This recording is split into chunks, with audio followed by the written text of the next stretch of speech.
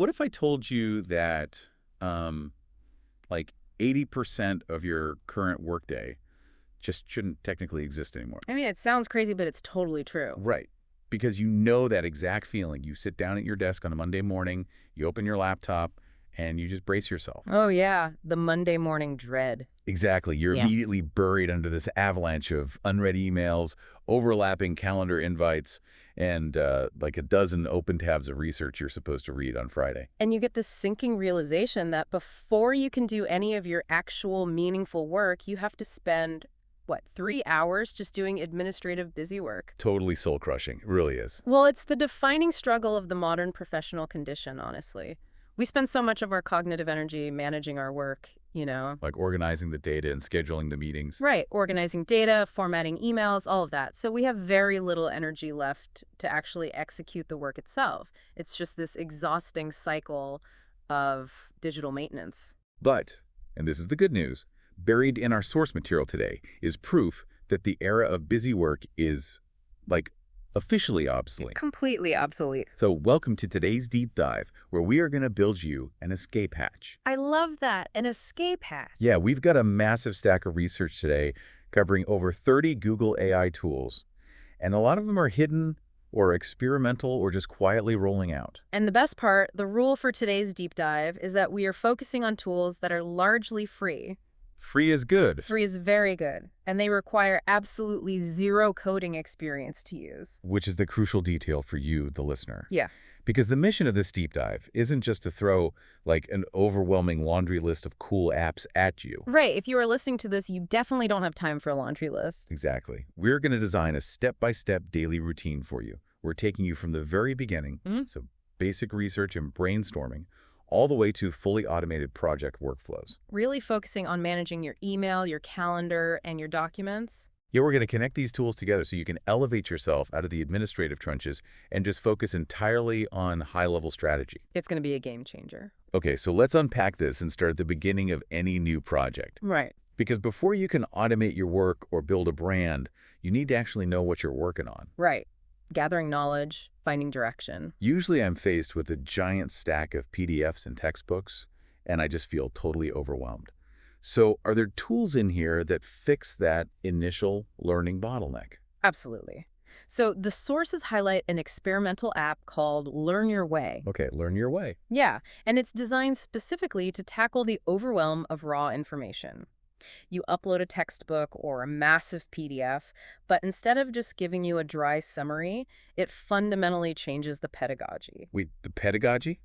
Like the way it's taught? Exactly. It changes the way the information is taught based on who you tell it you are. Okay, how does that actually work in practice? Like for a total beginner? Well, the source gives this brilliant example. You go into the tool and you type, I am a middle schooler who likes photography.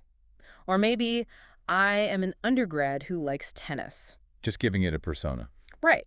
The AI then restructures the source material to fit that exact persona. Wow. So if you are studying early human evolution and you said you like photography, it will automatically generate custom reading materials that use camera lenses as metaphors for how the human eye evolved. That is wild. It really is. It generates customized diagrams and then builds out interactive quizzes and mind maps tailored to that specific identity. Wait, let me push back on this for a second, though. If I already use something like Notebook LM to synthesize my data and summarize my research, why on earth do I need to learn your way? That's a fair point. Isn't it just doing the exact same thing with a fun coat of paint? It sounds like it, but that is a great question because they actually serve completely different cognitive functions. Oh, really? Yeah. Notebook LM is incredible for synthesizing massive amounts of data. It's a tool for passive consumption and organization. Anyway, you ask it a question, it finds the answer in your notes. Exactly. It's basically an incredibly smart filing cabinet. But Learn Your Way is built for active learning. Meaning what, exactly? Meaning it forces active recall by generating those quizzes and building out interactive mind maps that you actually have to navigate. You can't just passively scroll. Right. It shifts you from just reading information to actively testing your comprehension of it. It's not just a summarizer. It is a true study companion designed to make the information stick in your long-term memory. So Notebook LM organizes the data, but Learn Your Way actually tutors you on it. Perfectly said. Okay, I love that distinction. The filing cabinet versus the tutor. Mm. Now, what if you're not just studying a topic for a project, but you're actually looking to pivot your entire life? Oh, a career shift. Yeah, say you are totally burned out and you want a new career, but you have no idea what you're qualified for. There's a fascinating, slightly more playful tool in the stack for exactly that. It's called Career Dreamer. Career dreamer. Got it. It essentially acts as a lateral thinking career counselor by interviewing you about your past. The example in the source for this is nuts. Okay. The user types in that their previous role was a scuba instructor. Right. And normally, if you search for jobs based on that, you just get more jobs on boats. Exactly. A traditional job board just looks for keywords. Scuba means ocean. But Career Dreamer asks a series of follow-up questions to understand the underlying mechanics of what a scuba instructor actually does. Okay, yuck what? It figures out that to teach scuba diving, you have to be an expert in risk management. You have to have crystal clear communication in really dangerous environments. Oh, I see. Yeah, and you have to know how to troubleshoot complex, life-saving equipment under pressure. And then it maps those hidden skills to totally different industries. Exactly. From those underlying traits, it suggests entirely new professional paths you might never have considered, particularly focusing on emerging fields in the AI sector. That's super cool. It is. It takes the invisible skills from your past and extrapolates a future you didn't even know you were qualified for. All right, so let's say you've used these tools. You have your direction, your research is locked in, you know what your new project or small business is going to be. You're ready to launch. Right. But here is the next bottleneck. If I'm taking all this new knowledge and trying to launch a brand, my immediate problem is marketing. Marketing is tough.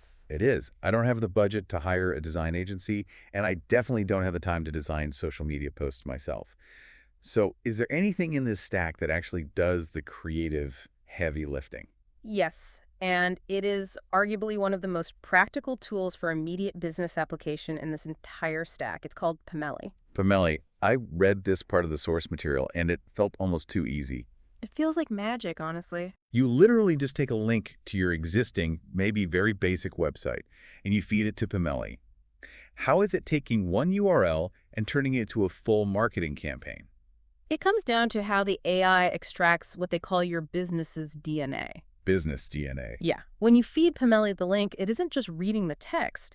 It scrapes the CSS code of your website to find the exact hex codes of your color palettes. Wait, just from the link? Just from the link. It identifies the specific font families you use. It analyzes the metadata for your mission statement. It even measures the sentence structure of your blog posts to mimic your exact tone of voice. That is wild. It's mathematically reverse engineering your brand's personality. Exactly.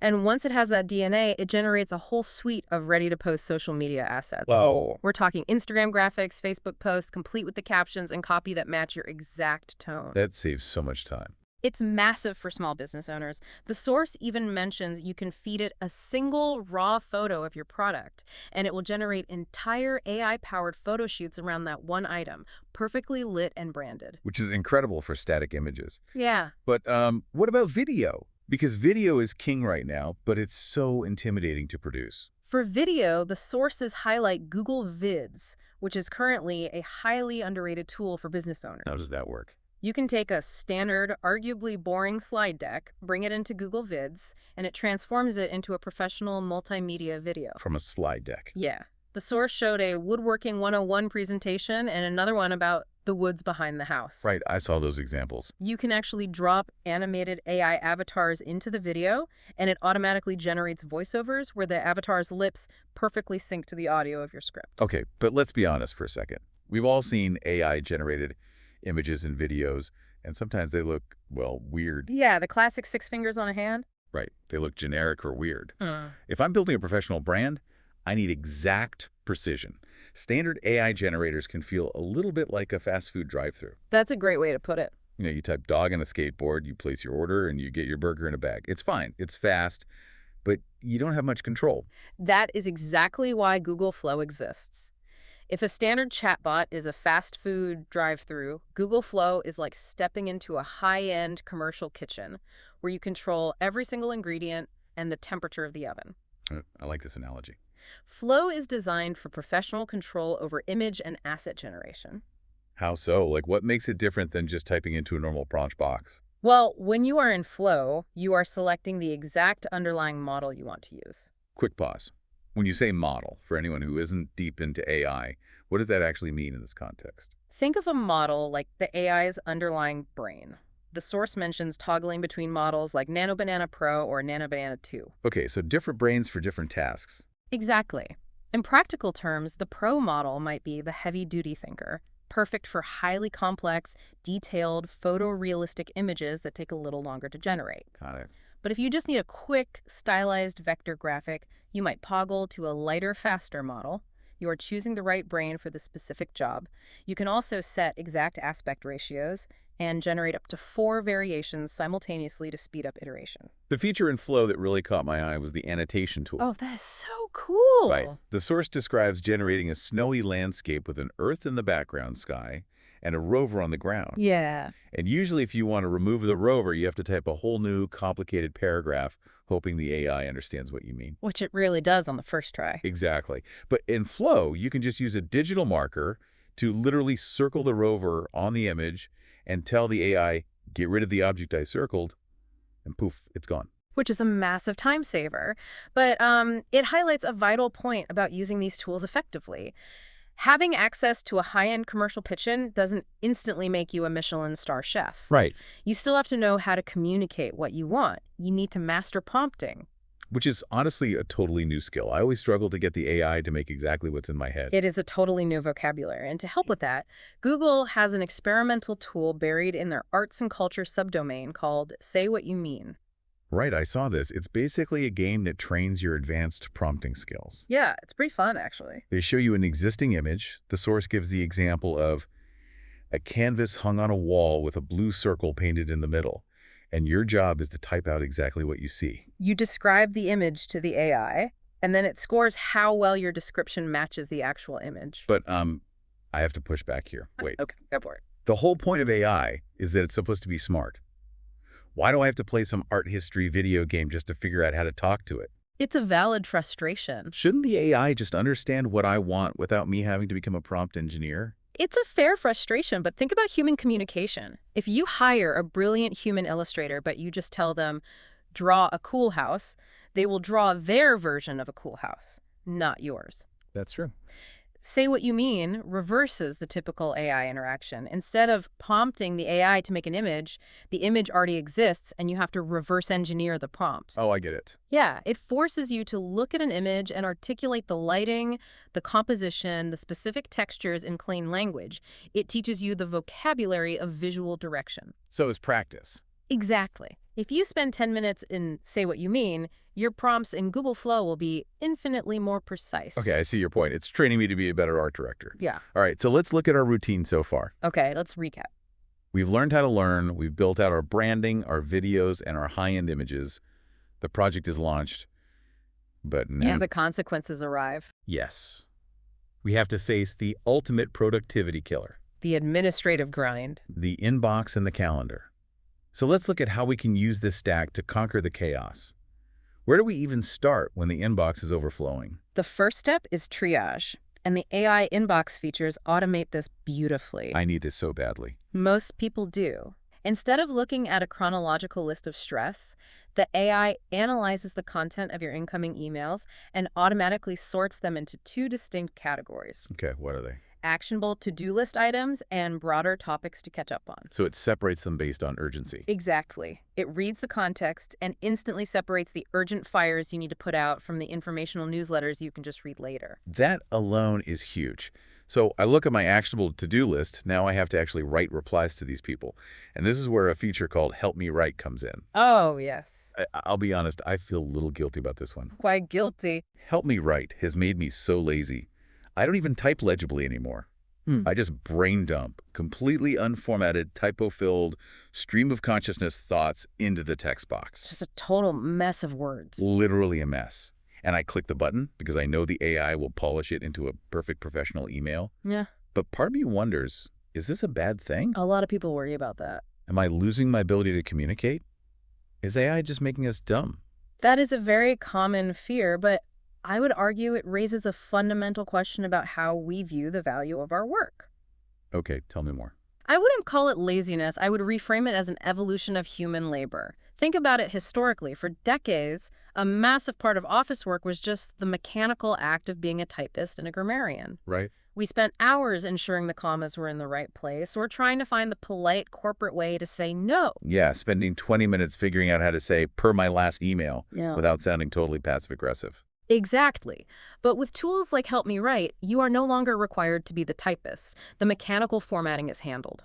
So what's my role then? You are elevated to the role of the strategist. Your only job now is to determine the intent of the message. The intent. Okay. Yeah, you provide the raw strategic direction, the brain dump, and the AI executes the mechanics. You aren't losing a skill, you are reallocating your cognitive energy from formatting syntax to higher level thinking. Okay, I love that. I am no longer a typist. I am an email strategist. I'm putting that on my resume. You should. Now, what about the fragmented nature of work? My emails are over here, my calendar's in another tab, my documents are buried somewhere in Drive. It's a mess. The sources mention a productivity agent currently on a wait list called CC. CC, okay. And the profound appeal of CC is that it requires zero manual setup. Zero. None. None. It acts as a seamless, automated morning report. It cross-references the meetings you have on your Google Calendar today with the emails you received overnight and the relevant documents stored in your Google Drive. Wait, it connects all of them? Yes, it synthesizes all of that scattered data to prepare you for the day ahead automatically. And when you actually dive into those documents, Google Drive has this new feature called projects. Ah, yes. Projects are fantastic. This solves a huge problem for me. Normally, if I ask an AI to find something that searches the whole web and sometimes hallucinates facts, but with projects, instead of just having a giant messy folder, you group together specific docs, sheets, and emails. Right. And then you can chat with that specific group of information. Yes. In technical terms, it creates a focused context window. You are fencing the AI in. Let's take it in. You are telling it, only use the facts found inside this specific project folder.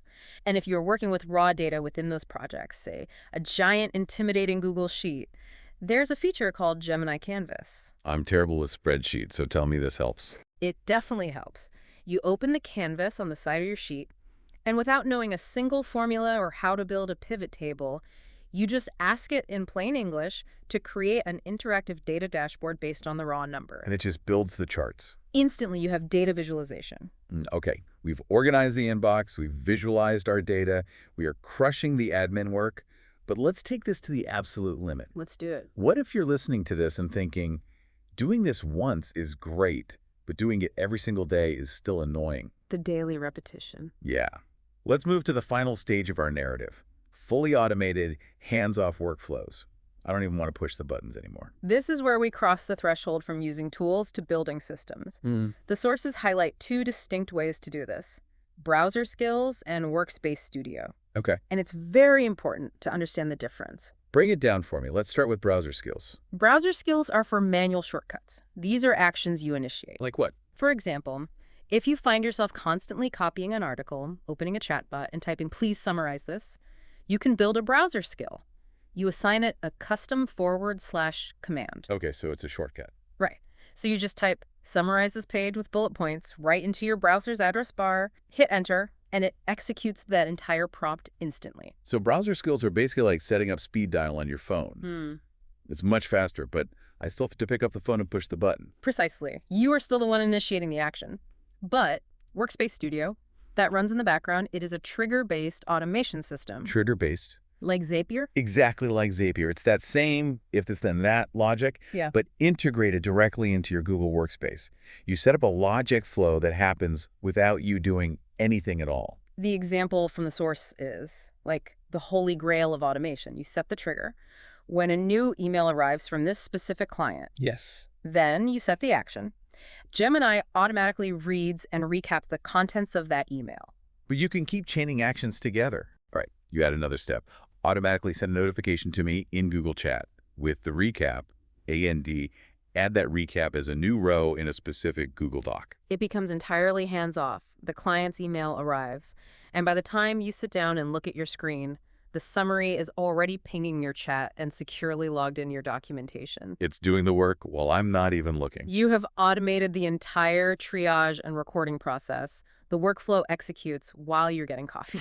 That is incredible. But for the grand finale of our daily routine, what if the workflow you want doesn't exist yet? Ah, a custom need. Yeah, what if you need a highly specific custom tool for your exact business, but you don't know the first thing about writing code? You don't know Python or JavaScript. The sources introduce a concept called vibe coding. Vibe coding. And this is perhaps the most profound shift discussed in the material. Through tools like a build section in Google AI Studio, or by creating what they call Opal apps inside of Gemini, non-coders can create actual software. Just to clarify, for a beginner, what exactly is an Opal app? An Opal app is essentially a mini, customized AI program that lives right inside your Gemini interface. You build it not by writing code, but just by chatting in plain English. So you just talk to it. Yes, you tell the AI what you want the app to do, what the inputs will be, and how you want the output formatted. You are vibe coding. You dictate the logic, the rules, and the vibe of the app, and the AI writes all the underlying complex code to make it work. I used to hear people compare this to being an architect, where the AI is the construction crew. Right, that's a common comparison. But honestly, it feels more like being a director on a movie set. I don't need to know how to operate the boom mic, and I don't need to know how to calibrate the camera lenses. You just need the vision. Exactly. I just have to look at the crew and say, make the lighting moodier and focus on the main character, and the technical crew flips all the right switches to make my vision happen. That is a much better metaphor. The technical barrier to entry for creating software has effectively vanished. It's gone. Completely. In the past, if you had a great idea for a workflow, you had to hire an expensive developer or spend 6 months learning how to code yourself. Which most people just aren't going to do. Right. But now, if you can clearly communicate a logical workflow, you can code. The English language has become the newest and most powerful programming language. So let's bring this all full circle. Look at the incredible daily routine you can now build, largely for free, without knowing how to write a single line of code. It's a brand new day. You wake up and you start your morning with tailored active learning in Learn Your Way. You sit down at your desk and generate professional, brand-perfect marketing assets with Pomeli. Or you dial in high-end visuals using Google Flow. Then you move to your inbox, where the AI has already sorted your tasks into urgent actions. Which is amazing. And you power through replies using Help Me Write, acting as a high-level strategist rather than a typist. And you end your day not by catching up on busy work, but by vibe coding a custom automation in Workspace Studio or Google AI Studio to make sure that tomorrow, that busy work simply does itself. You transition from being an employee who manages tasks to a conductor orchestrating a seamless symphony of AI agents. It's a completely different way of existing in the professional world. But it does leave us with one massive lingering question. Oh, what's that? Think about this as you go about your day-to-day. If tools like Workspace Studio and CC are automatically categorizing your emails, building your data dashboards, routing your information, and writing your code, all without your input. Doing all the heavy lifting. Right. What happens when the vast majority of your workday is just managing these AI agents? When the busy work finally disappears, what are you going to choose to do with all that reclaimed time? A very profound question to ponder. Get you on the next deep dive.